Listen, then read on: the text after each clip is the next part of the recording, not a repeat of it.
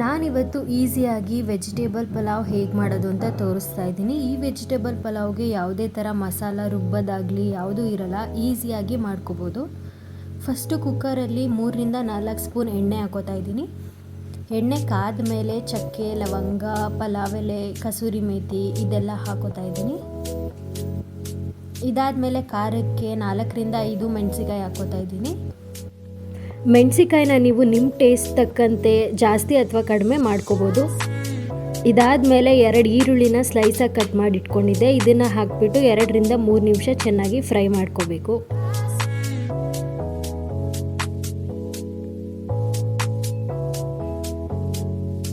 1 table spoon ginger garlic paste ಹಾಕ್ಕೊಂಡು ಚೆನ್ನಾಗಿ fry ಮಾಡ್ಕೋಬೇಕು.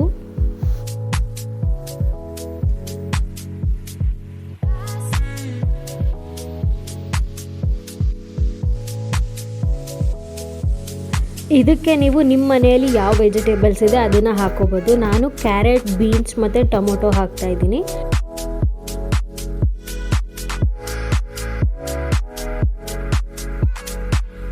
ಸ್ವಲ್ಪ ಪುದೀನ ಮತ್ತು ಕೊತ್ತಂಬರಿ ಸೊಪ್ಪನ್ನ ಹಾಕ್ತಾ ಇದ್ದೀನಿ. 1 ಸ್ಪೂನ್ ಉಪ್ಪು ಹಾಕ್ಬಿಟ್ಟು 2 ನಿಮಿಷ ಫ್ರೈ ಮಾಡ್ಕೋಬೇಕು.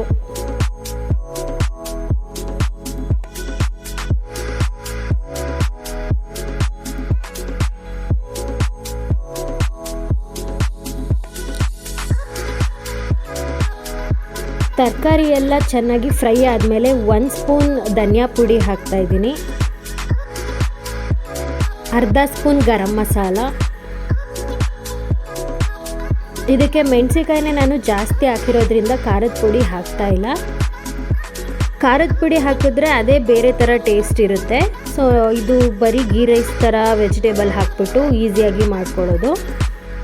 ವೆಜಿಟೇಬಲ್ಸ್ ಎಲ್ಲ ಫ್ರೈ ಆದಮೇಲೆ ಇವಾಗ 1 ಕಪ್ ರೈಸ್ಗೆ ನಾನು ಪಲಾವ್ ಮಾಡ್ತಾ ಇರೋದು. ಸೊ 2 ಕಪ್ಪು ನೀರು ಹಾಕ್ಕೊಂಡು 1 ಕಪ್ ರೈಸ್ ಹಾಕಿ 1 ಸ್ಪೂನ್ ಉಪ್ಪು ಹಾಕ್ತಾಯಿದ್ದೀನಿ. ಇದನ್ನೆಲ್ಲ ಚೆನ್ನಾಗಿ ಮಿಕ್ಸ್ ಮಾಡ್ಕೊಂಡಾದಮೇಲೆ ಇವಾಗ ನೀವು ಟೇಸ್ಟ್ ನೋಡಿ ಉಪ್ಪೇನಾದರೂ ಕಡಿಮೆ ಇದೆ ಅಂದರೆ ಮತ್ತೆ ಅಡ್ಜಸ್ಟ್ ಮಾಡ್ಕೋಬೋದು. ಇವಾಗ ಲಿಡ್ ಕ್ಲೋಸ್ ಮಾಡಿ 2 ವಿಷಲ್ ಕೂಗಿಸಿದ್ರೆ ವೆಜ್ ಪಲಾವ್ ರೆಡಿ ಆಗುತ್ತೆ.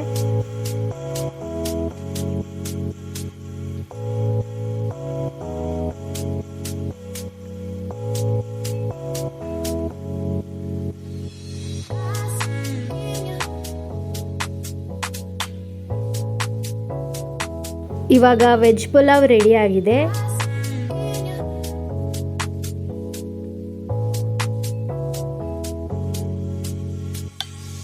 ಈಸಿಯಾಗಿದೆ ಆ್ಯಂಡ್ ಟೇಸ್ಟಿಯಾಗಿ ಕೂಡ ಇರುತ್ತೆ.